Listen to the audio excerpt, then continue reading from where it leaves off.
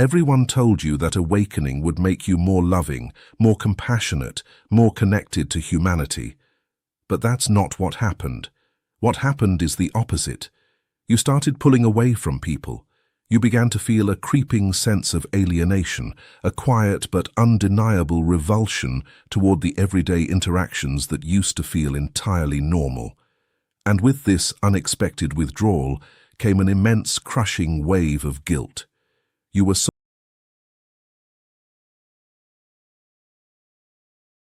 a spiritual marketplace expectation, a glittering promise that doing the inner work and stepping onto the path of psychological transformation would instantly turn you into a beacon of boundless light and infinite patience. You thought you would become a saintly figure, effortlessly tolerating the flaws of others while radiating a serene, uninterrupted compassion. Instead, you find yourself sitting in your car after a perfectly ordinary dinner party, gripping the steering wheel, feeling absolutely drained, hollowed out, and inexplicably angry. Your nervous system is vibrating with exhaustion, and you are staring into the darkness, wondering what is fundamentally wrong with you. Why does everyone feel so utterly intolerable? Why does the casual chatter of your oldest friends suddenly sound like nails on a chalkboard? You feel like you are failing at spiritual growth because, instead of leaning in, you are desperately seeking the exit. You wonder if you have become arrogant, cynical, or broken. But what if this profound sense of isolation isn't a failure at all? What if this disruptive psychological reality is actually a necessary, inevitable stage of your development? Carl Jung, the pioneering Swiss psychiatrist, understood this phenomenon deeply. He recognized that the journey toward true individuation, the process of becoming your authentic, undivided self, is not a peaceful ascent into the light, but a brutal, destabilizing descent that fundamentally dismantles your relationship with the external world. To understand why you are suddenly rejecting the people around you, we have to look at Jung's concept of the persona. For your entire life, you have worn a mask. We all have. The persona is the social face we present to the world, a carefully constructed compromise between who we truly are and what society demands us to be. It is the polite smile at work, the agreeable nod during family arguments, the performative laughter at a joke that isn't funny. Before your awakening, you were completely identified with this mask. You thought the persona was you. But as you began to awaken, as you started the painful work of looking inward, that mask began to crack. You started to see the immense, suffocating weight of living an inauthentic life, and you slowly, painfully began to peel the persona away. This is a monumental achievement, but it comes with a devastating side effect. The moment you drop your own filter, the mechanism that allowed you to tolerate the masks of others completely dissolves. You suddenly possess a piercing, inescapable vision. You can see the persona of everyone around you, and it looks grotesque.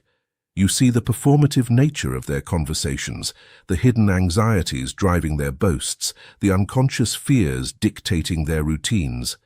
The fakeness becomes visceral. You are no longer interacting with people. You are interacting with their defense mechanisms, their traumas disguised as personality traits, their scripts that they blindly recite. And because you have just done the agonizing work of stepping out of your own script, participating in theirs feels unbearable.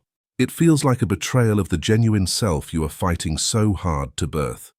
This clash between your emerging authenticity and their entrenched performance creates a massive friction, a dissonance so loud that your only instinct is to flee.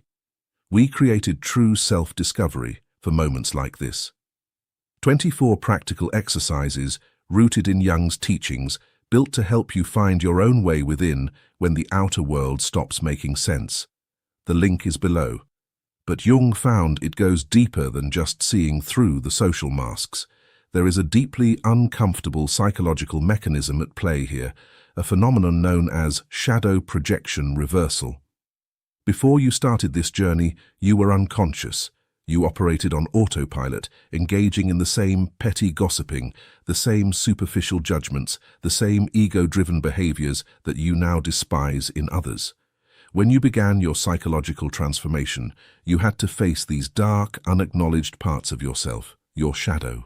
You had to look at your own vanity, your own need for validation, your own manipulative tendencies, and you had to integrate them. You had to own the ugliest parts of your nature. Now, when you look at your friends, your family, or even strangers, you see them acting out the very shadow elements that you just spent months or years painfully wrestling into submission. You see their unconsciousness, and it triggers a profound revulsion. But this revulsion is not actually about them. It is an allergic reaction to your own past. You are looking at the exact state of sleep that you just fought so desperately to wake up from. Their unconscious behavior threatens you because it reminds you of how easily you could slip back into that comfortable, numb state of existence. You dislike them right now because they are walking, talking mirrors of the version of yourself that you had to kill in order to grow. You are projecting your fear of regression onto them, transforming them into symbols of the unconsciousness you are trying to escape. This is why their mere presence can feel so deeply agitating. There's a third layer to this alienation, and it bypasses the mind entirely. It is a profound, physical recalibration. Your nervous system is being completely rewired. When you lived in the persona, your body was accustomed to the low-level stress of constant performance. You were numb to the energetic drain of small talk, the subtle boundary violations, the exhausting dance of keeping up appearances. But as you become more conscious, your sensitivity skyrockets. Your nervous system is no longer dampened by the heavy blanket of the persona. It is raw, open, and hyper-perceptive. When you are forced to sit through a conversation about superficial drama, or when you are around people who are fundamentally disconnected from their own bodies and emotions, your nervous system registers it as a threat. It is not just that you find the conversation boring. Your body literally feels unsafe in the presence of severe inauthenticity. The physical toll of social pretending becomes too high a price to pay.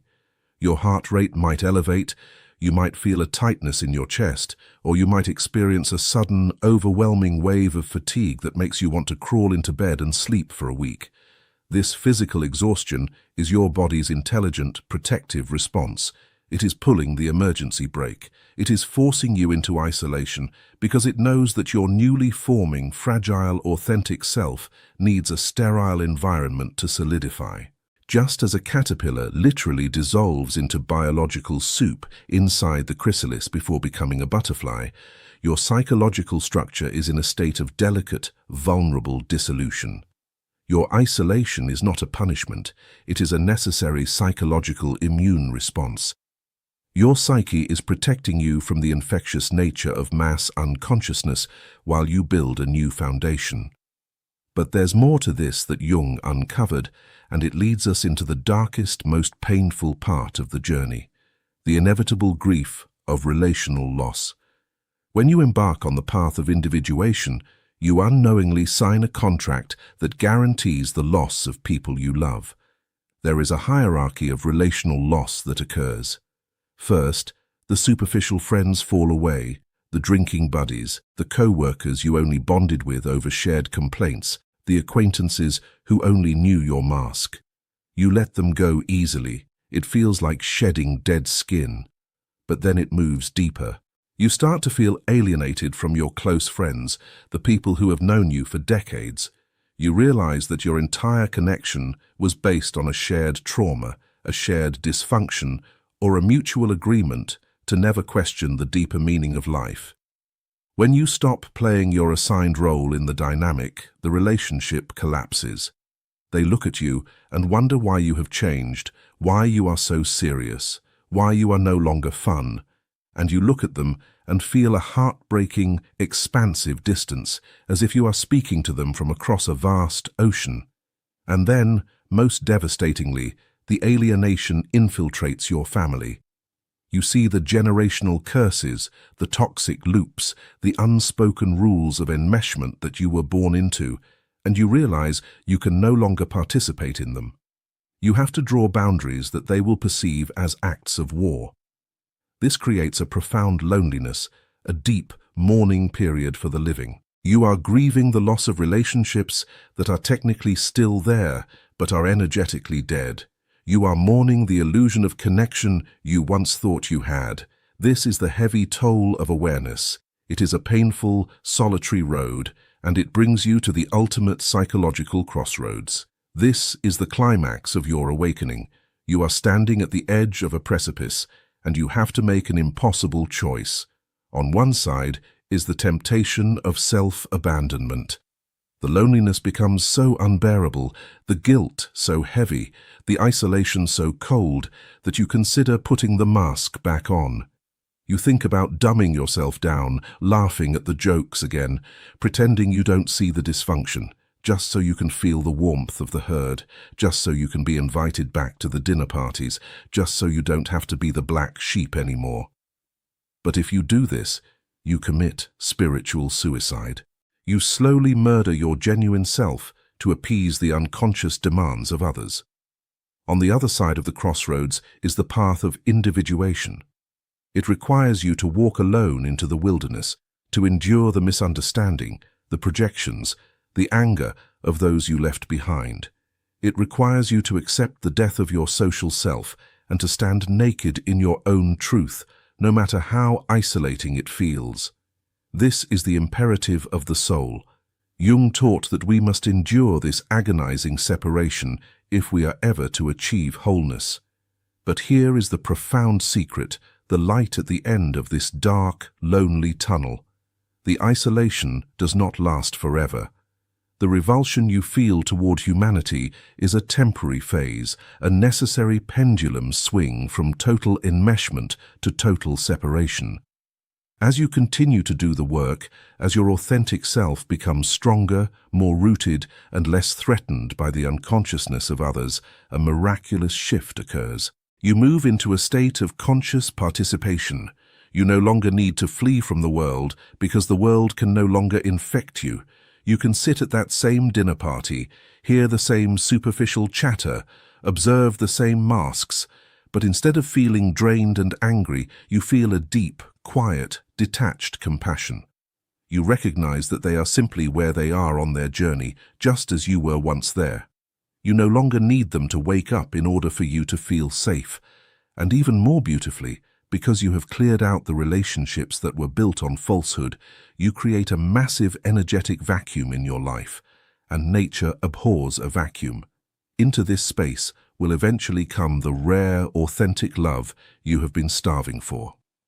You will begin to attract the few others who have also walked through the fire, who have also shed their personas, who have also endured the lonely wilderness. When you meet these people, there is no small talk, no posturing, no draining energetic exchange. There is only immediate, profound recognition. You will experience a depth of connection that makes all the years of painful isolation completely worth it. Most people aren't ready for that. Some will never be. They will cling to their masks until the very end because the pain of waking up is too frightening. But you are different. You are feeling this pain because you are brave enough to face the reality of your own existence. So do not feel guilty for pulling away. Do not pathologize your need for solitude.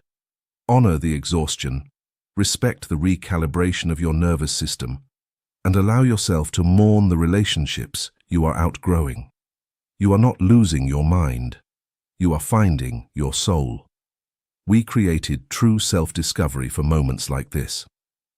24 practical exercises rooted in Jung's teachings, built to help you find your own way within when the outer world stops making sense. The link is below.